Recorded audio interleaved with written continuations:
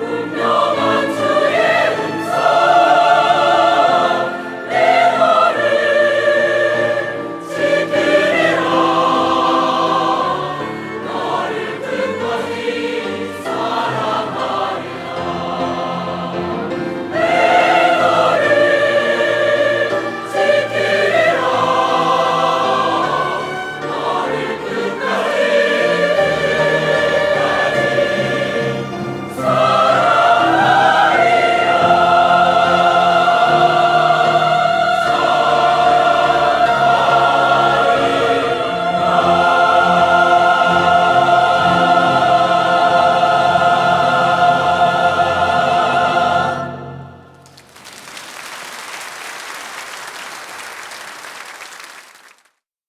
자, 이제 우리 하나님 말씀 같이 살펴보시겠습니다. 룻기 4장입니다. 룻기 4장 13절에서 17절. 이제 우리 마지막 살펴볼 룻기 4장 13절부터 17절까지 말씀입니다. 408페이지에 있습니다. 룻기 4장 13절부터 17절까지 우리 합심해서 한 목소리로 같이 읽도록 하겠습니다. 룻기 4장 13절부터입니다. 17절까지 같이 읽겠습니다. 이에 보아스가 룻을 맞이하여 아내로 삼고 그에게 들어갔더니 여호와께서 그에게 임신하게 하심으로 그가 아들을 낳은지라. 여인이 나오미에게 이르되 찬송할지로다 여호와께서 오늘 내게 기업 물을 자가 없게 하지 아니하셨도다. 이 아이의 이름이 이스라엘 중에 유명하게 되기를 원하노라. 이는 내 생명의 회복자이며 내 노년의 복량자라. 곧 며느리 사랑하며 일곱 아들보다 귀한 내 며느리가 낳은 자로다 하니라. 아멘. 나오미가 아기를 받아 품에 품고 그의 양육자가 되니 그의 이웃 여인들이 그에게 이름을 지어주되 나오미에게 아들이 태어났다 하여 그의 이름을 오벳이라 하였는데 그는 다윗의 아버지인 이새의 아버지였더라. 아멘. 이번 특세 기간 동안에 그 간증 게시판에 올라온 여러 글들을 제가 보니까 그 은혜도 되지만 이런저런 아픈 사연을 가진 분이 참 많으시구나. 그걸 이번에 새삼스럽게 제가 느끼게 되었습니다. 이제 그런 생각을 하면서 그 글을 보니까 한편으로는 너무너무 은혜도 되고 또 감사도 되지만 또 다른 한편으로는 이런 어려움 속에 있는 분들이 얼마나 힘드실까. 그러니까 이게 참 마음이 아프더라고요.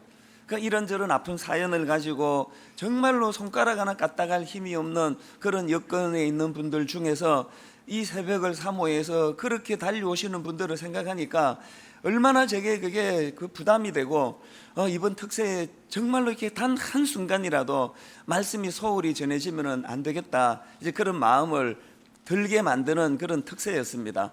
많이 올라온 그 게시판 글 중에서 제가 어떤 한 젊은 자매의 글을 좀 소개해 드리려고 하는데 중간수부터 이제 앞부분을 생략하고 중간수부터 좀 읽어 드리겠습니다. 택시로 서울 강북에서 분당까지 가기에는 지금 형편이 어려워서 이건 힘든데 그래서 카풀을 찾아봤지만 서울은 찾아보기 힘들었습니다.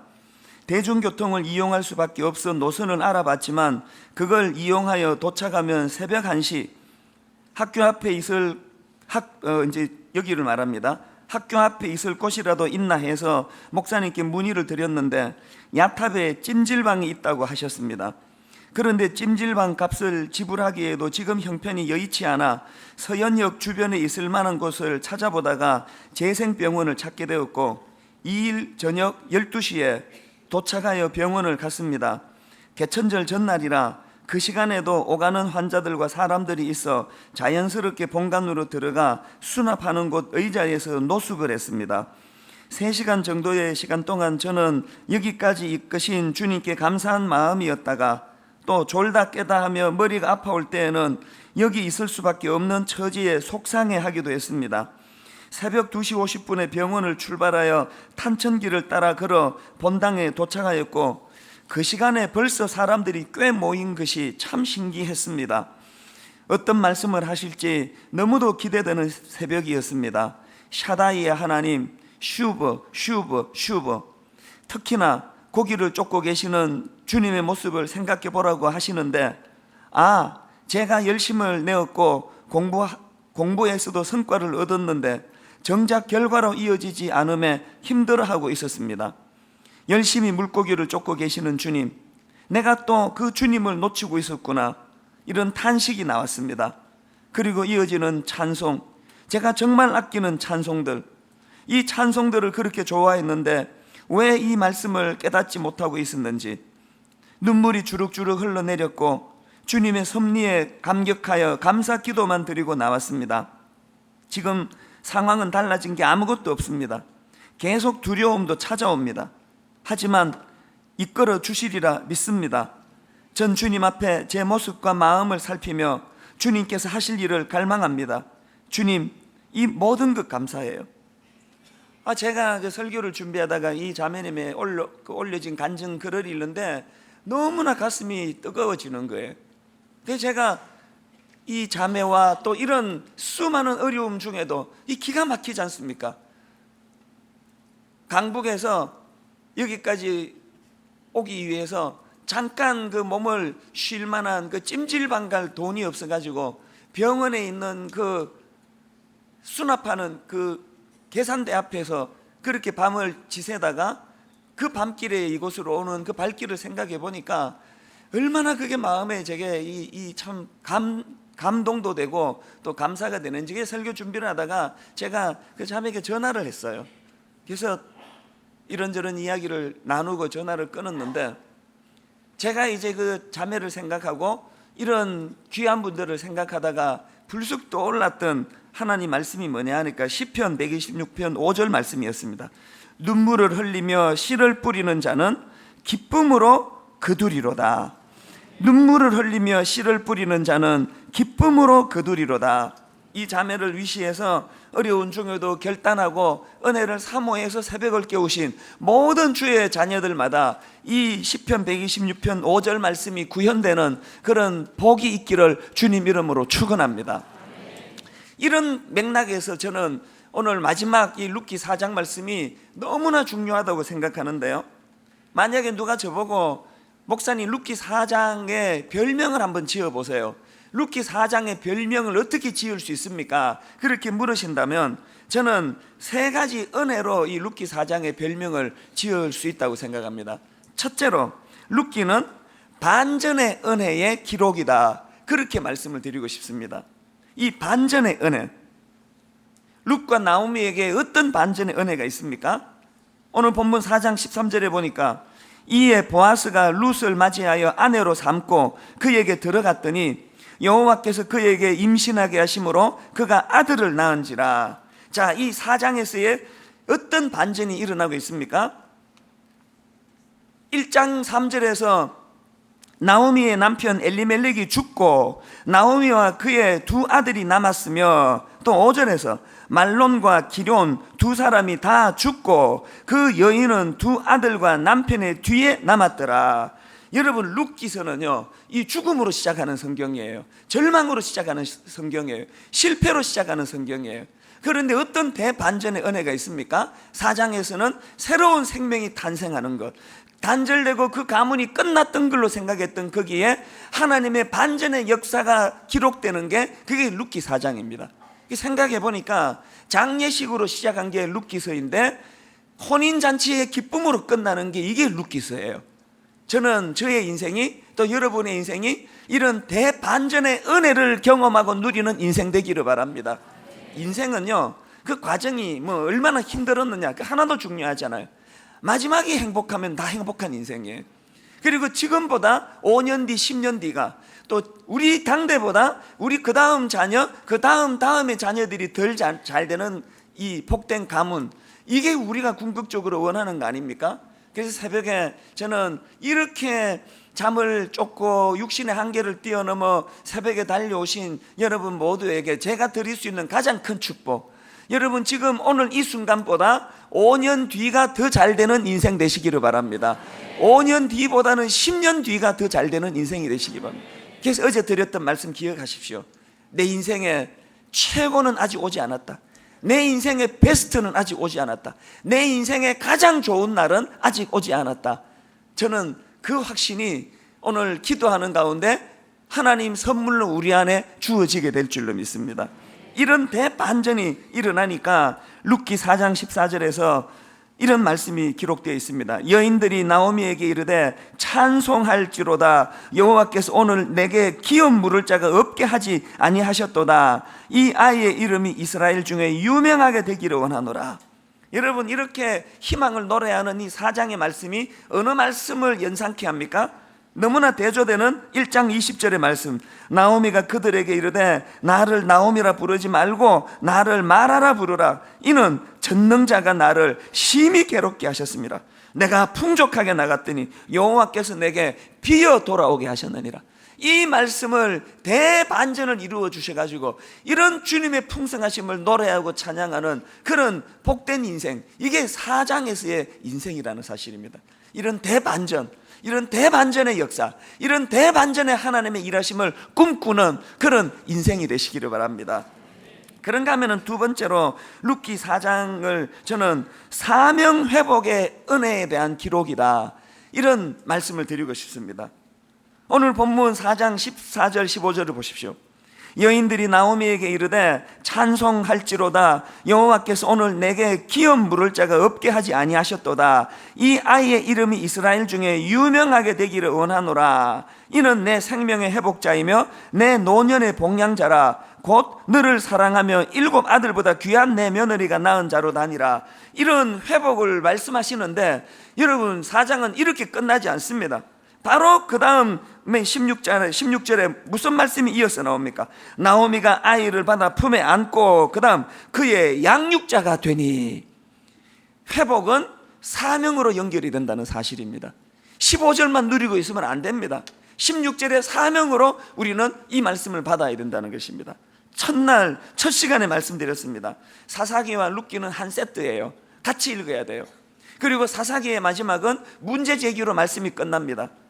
그때에 이스라엘의 왕이 없으므로 사람이 각기 소견에 옳은 대로 행하였더라. 이를 어찌하면 좋은가? 이 문제 제기로 끝나는 것이 사사기라면 룻기의 마지막은 이 사사기의 문제 제기에 대한 해답, 맨 마지막 룻기 4장 22절이 이렇게 끝납니다. 오벳은 이새를 낳고 이새는 다윗을 낳았더라. 룻기는 사사기에 나오는 문제 제기에 대한 해답이라는 거예요. 그러면 여러분, 은혜 받아 반전의 역사를 경험한 룻기와 나오미에게 어떤 사명이 주어집니까? 그는 이제 꿈꾸는 거예요. 하나님 주신 그 사명, 사사기의 그 마지막 문제 제기의 완성을 이루실 하나님의 그 성취를 우리가 기대하면서 우리 이 계보를 통하여 다윗이 나게 될 것인데 어떻게 해야 됩니까? 애 잘 키워야죠. 애 잘 키워야 되는 거 아닙니까? 저는 오늘 우리에게 주신 그 사명이 뭐 한국교회를 다 뒤집어 놓고 막 전 세계의 구원 역사를 우리가 이루어내고 세계에서 선교사 제일 많이 파송하는 일을 우리가 해내고, 저는 그것만이 사명이라 생각하지 않습니다. 여러분은 애 잘 키우는 것, 그게 하나님의 구원 역사를 이루는 가장 도구예요. 간혹 저에게 이런 요청이 들어옵니다. 목사님, 한국교회를 살려야 되지 않습니까? 목사님이 좀 나서 주십시오. 목사님 무슨 이런 단체를 지금 시작하려고 하는데 목사님이 책임을 좀 맡아 주십시오. 그렇게 저에게 종종 찾아와요. 한 번도 그걸 허락한 적이 없습니다. 제가 그때마다 하는 앵무새처럼 되뇌이는 반복하는 딱 한마디가 있습니다. 죄송한데요, 저는 한국교회를 살릴 만한 인물이 아니고요, 저는 그냥 분당 우리 교회 목사입니다. 저는 한국교회를 살리는 일에 쓰임받을 그릇이 아니고요, 또 그것을 원치도 않습니다. 오늘 한국교회가 이렇게 어지럽고 힘들기 때문에 저는 오늘 제게 맡겨진 이 한 교회를 잘 섬기는 것, 이것이 내게 주어진 사명이라고 저는 믿습니다. 정말 죄송합니다. 그렇게 말씀을 드리면 대부분이 다 그것을 알아듣고 그냥 가세요. 그러나 어떤 분들은 그것을 또 좀 속상해합니다. 그 목사님 너무 이기적이지 않습니까? 목사님 교회만 그렇게 살피는 게 그게 좀 이기적인 것처럼 보이는데요, 그런 이야기를 하시면은 저는 그렇게 이야기할 수밖에 없습니다. 저는 제가 나서서 한국교회를 살릴 입장도 아닐 뿐더러 하나님이 그것을 원하지 않는다고 저는 생각합니다. 모든 이 땅의 교회 담임 목사님들이 다 한국교회 살릴 생각하지 말고 자기 교회 살려내려고 최선을 다한다면 그것이 한국교회가 살아나는 길이라고 저는 믿습니다. 그렇게 말씀을 드려요. 우리가 오늘 지난 열흘간의 특세를 생각하면서 하나님 앞에 비장한 그런 꿈을 꾸는 것도 중요하지만 내가 오늘 내 아이 잘 길러야 되겠다, 이 아이를 잘 섬겨야 되겠다, 오늘 내게 맡겨진 이 작은 일에 충성을 다하는 사명을 부여받을 때 하나님께서는 그 작은 일을 통하여 일하실 줄로 믿습니다. 그래서 저는 이 16절 말씀을 보면서요, 나오미가 아기를 받아 품에 품고 그의 양육자가 되니, 저는 이 말씀을 보면서 문득 무슨 생각이 들었냐면 인생은 두 종류구나. 한 종류는 생존을 위해 사는 인생이 있고요, 또 다른 한 종류는 사명을 따라 사는 인생이 있습니다.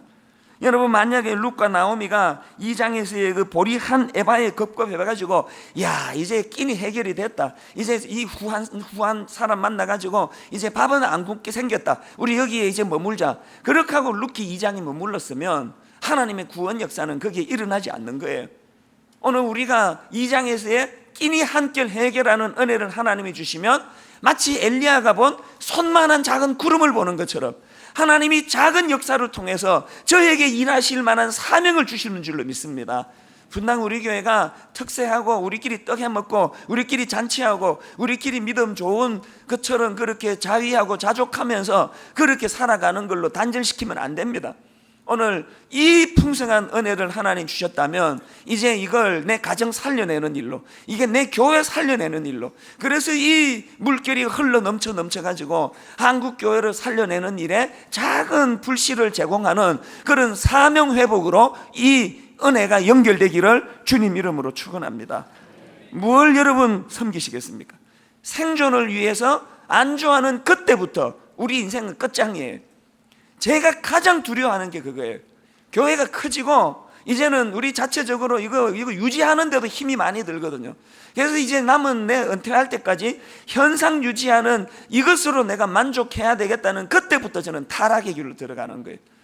목숨이 다하는 그날까지, 무덤에 가는 그날까지 하나님 주신 사명을 의식하고 그 사명을 이루어내려고 몸부림쳐서 우리 인생이 룻기 4장 마지막에 다윗을 출현시키는 것으로 우리 인생이 마무리되는 사명을 하는 복된 인생이 되시기를 바랍니다.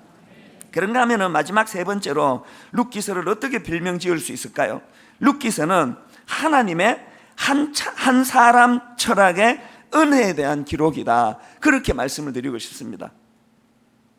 여러분, 우리가 알아야 되는 건요, 룻과 나오미의 이런 대변신 배후에는 하나님이 계시다는 사실이에요.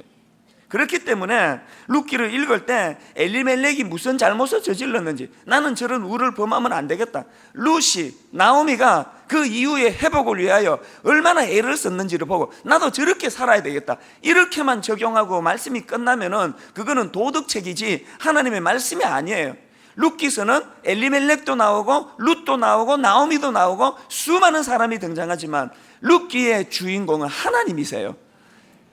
엘리멜렉의 실패를 들어 사용하시는 하나님, 룻과 나오미의 아무리 발부둥쳐도 회복할 수 없는 절망의 구덩텅이에 빠져있는 그를 건져내주시는 대반전을 이루시는 하나님, 그들을 통하여 끝끝내 다윗의 계보를 있게 만드시는 하나님, 그 하나님을 볼 수 있는 눈이 있어야 된다는 사실입니다.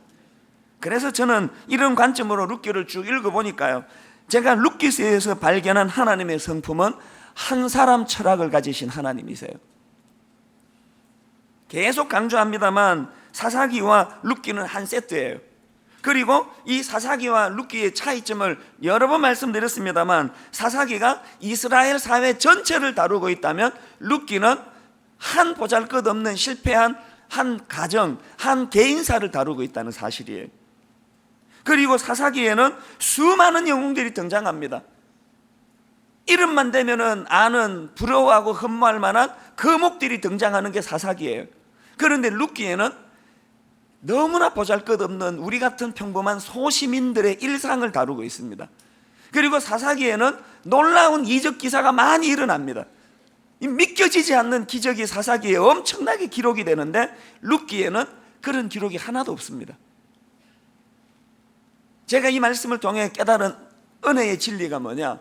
하나님은 사사기에서처럼 이스라엘 전체의 구원 역사에도 관심을 갖고 일하시지만, 그렇게 스케일이 크신 하나님이지만, 또한 우리 하나님은 한 작은 여인의 눈물을 외면하지 아니하시는 하나님, 한 보잘것없는 실패한 그 인생에게 다가가셔서 그에게 따뜻하게 손을 내밀어 주시는 하나님, 이 하나님의 모습을 가지고 저는 한 사람 철학을 가지신 하나님이다, 그렇게 이름을 지어보는 것입니다.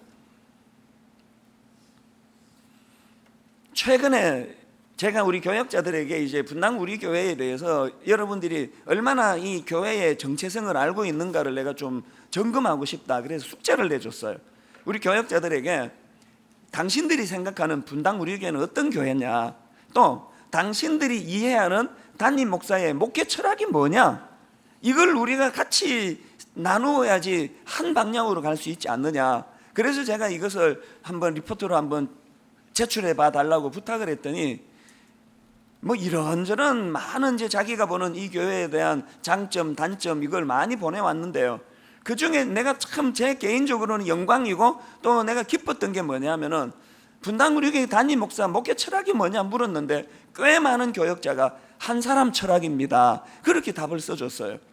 무슨 관점으로 그렇게 생각했는지는 제가 모르겠지만 어쨌든 저는 그것이 너무 기뻤습니다. 왜냐? 정말 제가 꿈꾸는 게 한 사람 철학이거든요. 오늘 우리 주님이 그렇게 하셨던 것처럼, 오늘 룻기 1장 14절에 보니까 룻의 이 귀한 점이요, 그들이 소리를 높여 다시 울더니 오르바는 그의 시어머니에게 입맞추되, 이제 작별의 입맞춤입니다. 룻은 그를 붙쫓았더라. 저는 이 말씀이 너무 운치가 있는 거예요. 붙쫓았더라. 룻은 그를 붙쫓았더라. 여러분, 지금 또 다른 한 며느리인 오르바는 작별의 이별을 고하고 떠나가 버리는데 왜 룻은 그렇게 하지 못하고 시어머니 나오미를 붙쫓았을까요? 인간적으로 생각하면 그 오르바의 판단이 옳은 거예요. 그 모압 여자예요.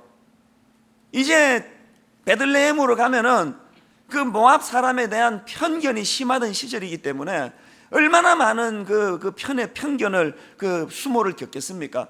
그리고 생계가 지금 보장이 안 되는 거 아닙니까? 그렇기 때문에 룻이 이렇게 시어머니 나오미를 떠나지 않고 붙쫓았던 이유는 딱 하나예요. 자기 장래에 어떤 유익이 있다는 계산 때문도 아니고 다른 어떤 이유도 아니고 딱 하나, 한 사람 시어머니에 대한 사랑의 마음과 연민의 마음, 긍휼의 마음, 딱 그 하나 이유 때문에 그 시어머니를 붙쫓았다는 거예요. 이게 한 사람 철학이에요. 우리는 하나님의 한 사람 철학을 전수받기를 원합니다. 우리가 다락방에서 섬기고 제가 목회를 하고 오늘 새벽에 이 말씀을 준비하고 이 모든 우리의 몸부림의 그 결정체는 한 사람을 향한 그 마음이에요. 제가 지금 이렇게 설교를 하다가 깜짝 놀랐던 게, 대구에서 오신 김희아 집사님 여기 지금 앉아 계세요. 그 따님하고 옆에 분은 남편이신가요? 따님하고 두 분이 왔네요. 제가 지금 깜짝 놀랐거든요.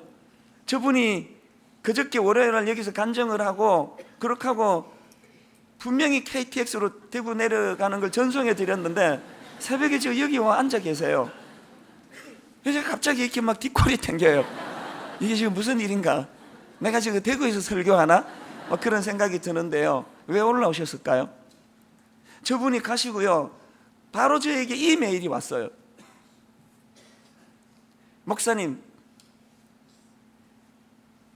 자랄 때 그렇게 편애를 당하고 아픔을 겪고 상처를 받고 그랬을 때도 눈물을 잘 흘리지 않았는데 분당 우리 교회 강단에 있어서 많은 성도들 앞에, 하나님 앞에 그 간증을 하는데 그렇게 눈물이 나더라는 거예요. 그리고 목사님이 성도님들에게 유익을 끼치기 위하여 이 단에 서게 하셨겠지만 내가 얼마나 많은 위로를 받고 은혜를 얻는지 모릅니다. 사랑을 느낀다는 거예요. 왜 오셨을까요? 삼손같이, 기드온같이 우뚝 선 영웅들에게도 관심을 갖고 그들을 통해서도 일하기를 원하시는 하나님이시지만 이렇게 아프고 상하고 세상 사람들이 보기에 초라하다고 말할 수밖에 없는 연약한 김희아 집사님, 또 오늘 여기 계시는 모든 여러분들, 작은 한 사람에게도 관심을 갖고 계시는 하나님, 그 사람의 눈물을 닦아주시는 그 하나님, 그 하나님의 은혜를 알기에 대구에 계시는 집사님 여기까지 오신 거 아닙니까? 우리 이 하나님을 발견해야 돼요.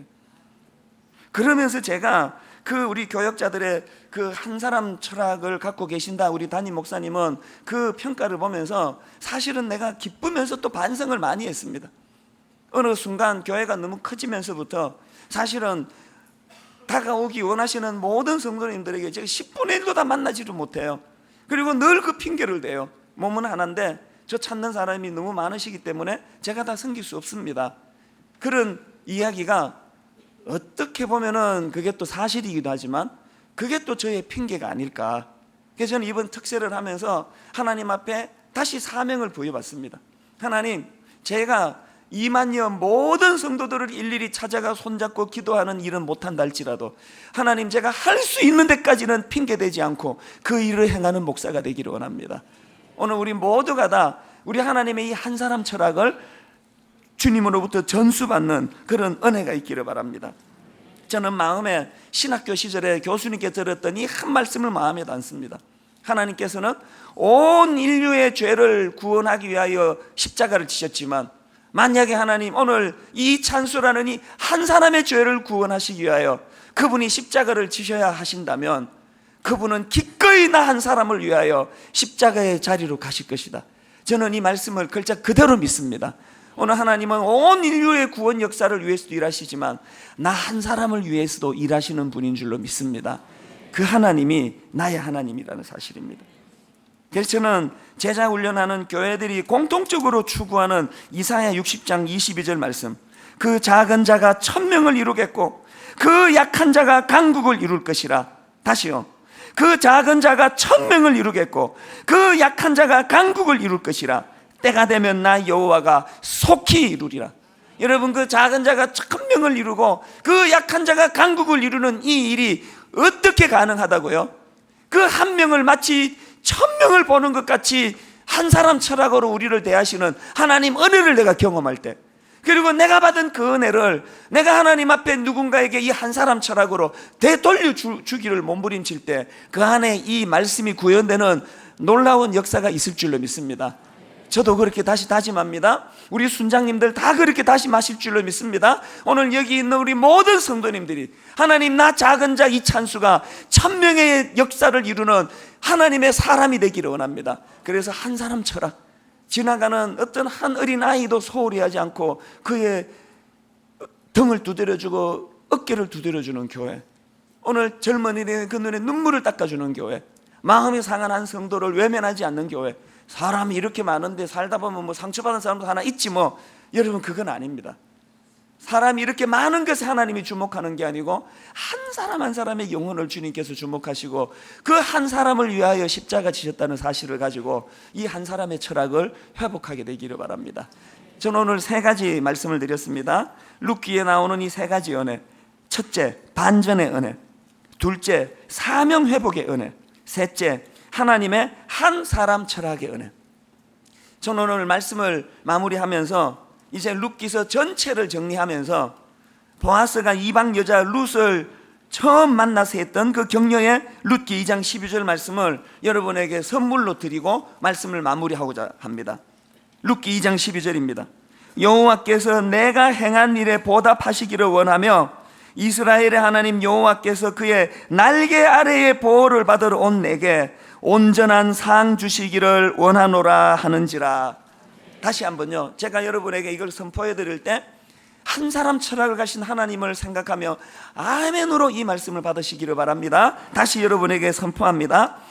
여호와께서 내가 행한 일에 보답하시기를 원하며 이스라엘의 하나님 여호와께서 그의 날개 아래의 보호를 받으러 온 내게 온전한 상 주시기를 원하노라 하는지라. 이 은혜를 받아 누리는 여러분 되시기를 바랍니다.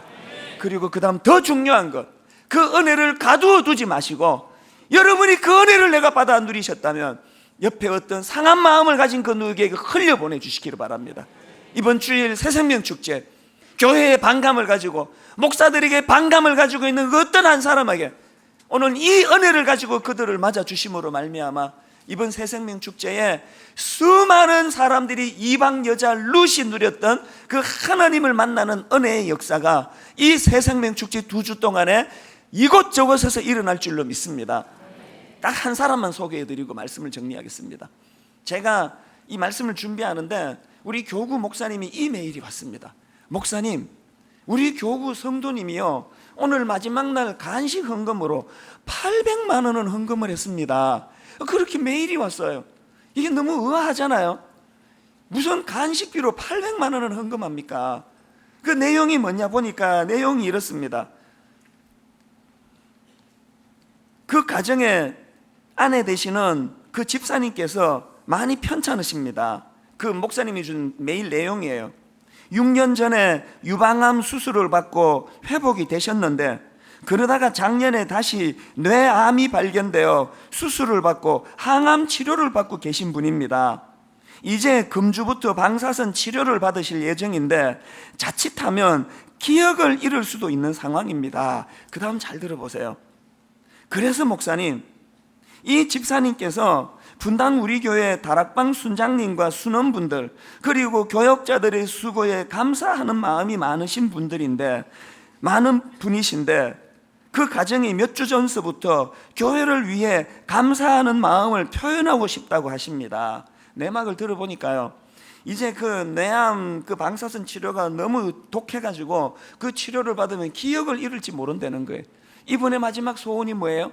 그 기억을 잃어버리기 전에 감사를 찾아서 표현하고 싶다는 거예요. 그래서 우리 교회에 우리 성도들에게 어떤 표현을 하면 좋겠느냐, 그게 오늘 여러분 손에 들려질 떡으로 표현이 되는 거예요. 마음이 너무너무 뜨거워지더라고요. 이게 감사할 지금 상황입니까? 뇌암을 발견하고 지금 이 끔찍한 하나님의 지난주에 설교 표현으로 말하면 하나님의 괴롭히심의 자리에 들어가 있는 이 자매, 이 집사님이 이 취할 일입니까 이게? 그런 절망적인 상황 속에서도 혹여나 내가 기억을 잃어버려가지고 이 감사를 놓치게 되면 어떡하나, 그 감사를 놓치기 전에 이걸 내가 표현하고 싶습니다. 오늘 우리 손에 들려진 그 떡이 그 눈물의 떡이에요. 감사의 떡이에요. 여러분, 이게 분당 우리 교회입니다. 여러분, 이게 이 교회 성도님들의 성숙함이에요. 오늘 그 떡을 손에 드실 때 이 집사님의 그 마음을 받으세요.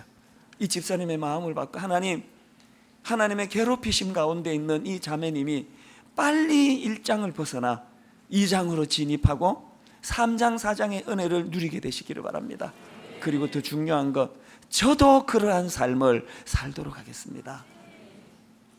우리 하나님 앞에 지난 9일 동안에 그 풍성한 은혜를 다 정리하면서 이 시간 한번 한 1, 2분 조용히 한번 눈을 감으시고요, 잠깐 하나님 앞에 주마등처럼 지난 월요일서부터 오늘에게까지의 그 모습을 한번 쭉 반추해 보시기 바랍니다. 많은 분들이 그러시더라고요. 난 이번에 특세 참석 안 하려고 생각했는데 하나님의 강력한 이끄심으로 왔습니다. 하나님이 흔들어 깨워주셨습니다. 하나님 오늘 여기까지로 저를 이끌어 주셨습니다. 왜 이끌어 주셨을까요? 오늘 여러분 손에 들려질 그 떡을 제공해 주신 그 집사님과 또 다른 또 그 금을 헌금해 주신 어떤 집사님의 그 마음 속에 있는, 내가 감사한 게 너무 많은데, 생각하면 너무나 많은 감사가 있는데 이제 이 방사선 치료로 그 기억을 잃어버릴까봐, 그 기억을 잃어버리기 전에 표현을 하고 싶어하는 그 열매가 오늘 우리 손에 들려지는 떡이라고 한다면, 하나님, 제가 잊혀지지 말아야 될 감사는 어떤 게 있습니까? 하나님, 저는 왜 이 감사를 잃어버리고, 난 방사선 치료받은 적도 없는데 왜 그거 다 잊어버리고 나는 날마다 하나님 상처만 받은 사람인 것처럼 그렇게 나는 살아가고 있었습니까? 하나님, 특세 마지막 날 대반전의 하나님의 은혜, 대반전의 하나님의 은혜를 미리 맛보면서 사명 회복의 은혜, 그런가 하면은 한 사람 철학의 은혜, 이것이 내 삶에 구현되기를 원합니다. 하나님 아버지, 지난 9일 동안에 말로 다 할 수 없는 주신 은혜를 마음에 담습니다.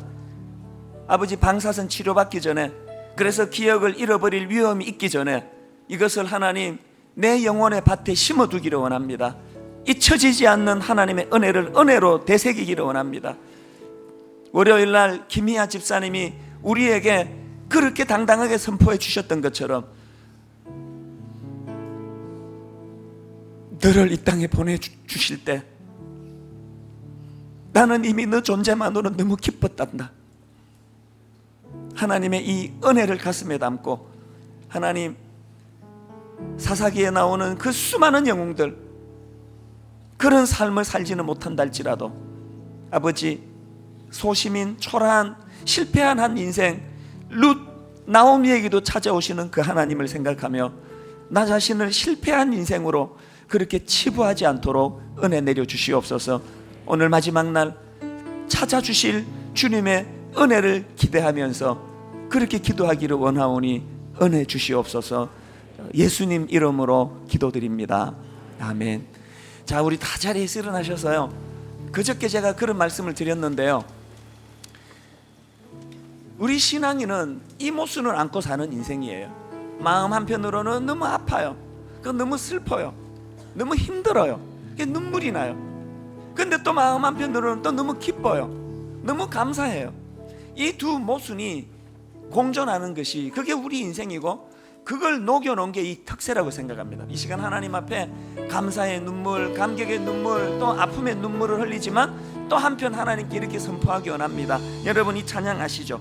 많은 사람들 참된 진리를 모른 채 주님 곁을 떠나갔지만 내가 만난 주님은 참 사랑이었고 진리였고 소망이었어. 그래서 후렴에 난 예수가 좋다오, 난 예수가 좋다오. 이번 새생명 축제를 생각하면서 하나님, 이 선포가 들려질 그 한 사람에게 이 아침에 내가 소리치기 원합니다.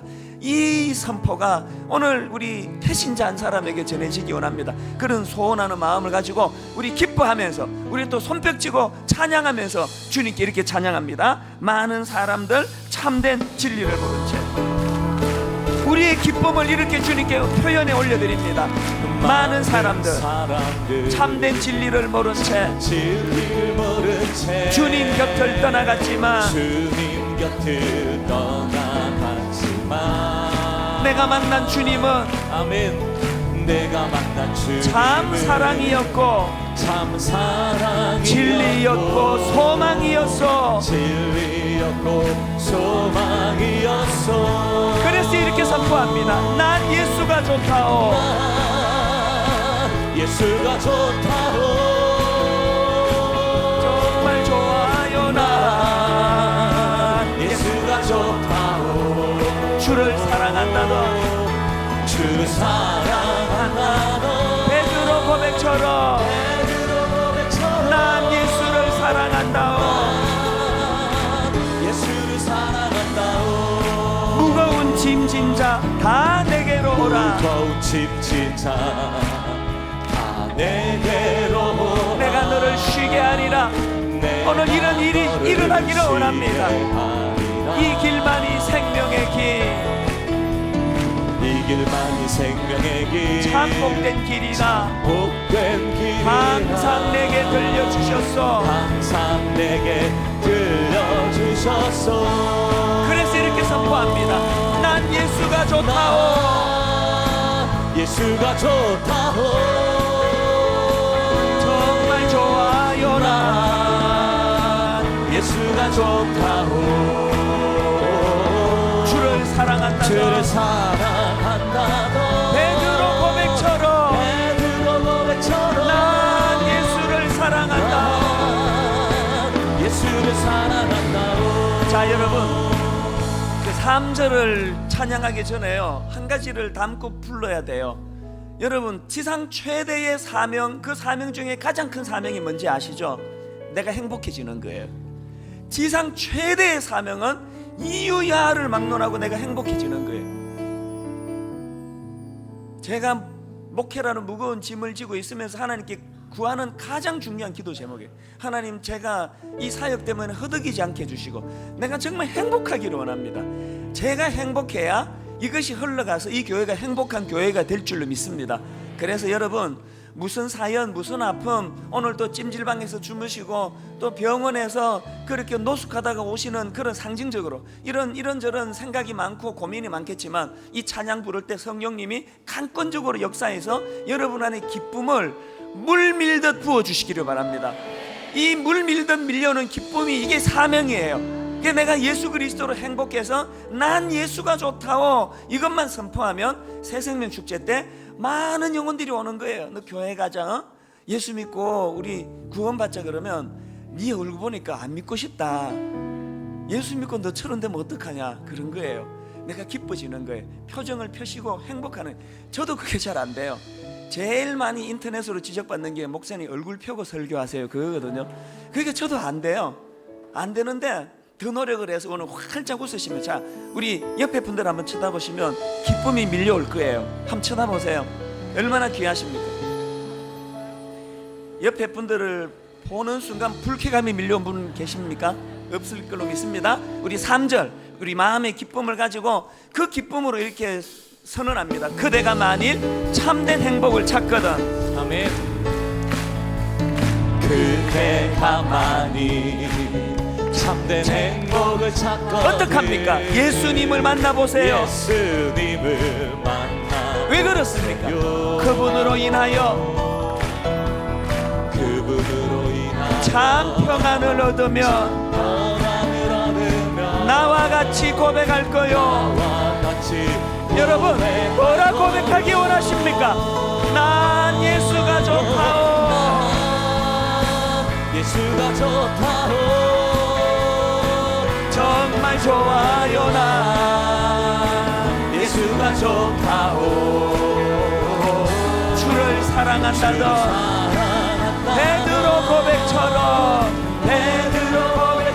난 예수를 사랑한다오. 그 기쁨이 밀려오기 원합니다. 그대가 만일 참된 행복을 찾거든. 그대가 만일 참된 행복을 찾거든. 예수님을 만나보세요. 예수님을 만나보세요. 믿으십니까? 그분으로 인하여 참 평안을 얻으며 나와 같이 고백할 거요. 아멘. 뭐라 고백하기 원하십니까? 난 예수가 좋다오. 예수가 좋다오. 정말 좋아요. 나 예수가 좋다오. 주를 사랑한다던 베드로 고백처럼 난 예수를 사랑한다오. 다시 한번 사랑을 고백합니다. 난 예수가 좋다오. 난 예수가 좋다오. 정말 좋아요. 나 예수가 좋다오. 주를 사랑한다던 베드로 고백처럼 난 예수를 사랑한다. 나의 반석이신 하나님, 나의 반석이신 하나님, 한 사람처럼 행하신 모든 것 완전하시니 나의 생명 되신 하나님, 나의 생명 되신 하나님, 내게 행하신 일 찬양합니다. 아멘, 아멘. 여러분, 그 하나님을 찬양합니다. 신실하신 하나님, 신실하신 하나님, 실수가 없으신 좋으신 나의 주, 좋으신 나의 주, 신실하신 하나님, 실수가 없으신 좋으신 나의 반석이신 하나님, 나의 반석이신 하나님, 행하신 모든 것 완전하시니 나의 생명 되신 하나님, 나의 행하시니 찬양합니다. 행하시니 찬양합니다. 진실하신 하나님, 진실하신 하나님, 실수가 없으신 좋으신 나의 주, 좋으신 나의 주, 진실하신 하나님, 실수가 없으신 좋으신 나의 주, 진실하신 하나님, 진실하신 하나님, 진실하신 하나님, 실수가 없으신 내게는 좋으신 나의 주, 좋으신 나의 주, 진실하신 하나님, 진실하신 하나님, 실수가 없으신 실수가 좋으신 나의 주, 좋으신 나의 주. 우리 하나님께 모든 영광 올려드리기 실수가 원합니다. 없으십니다.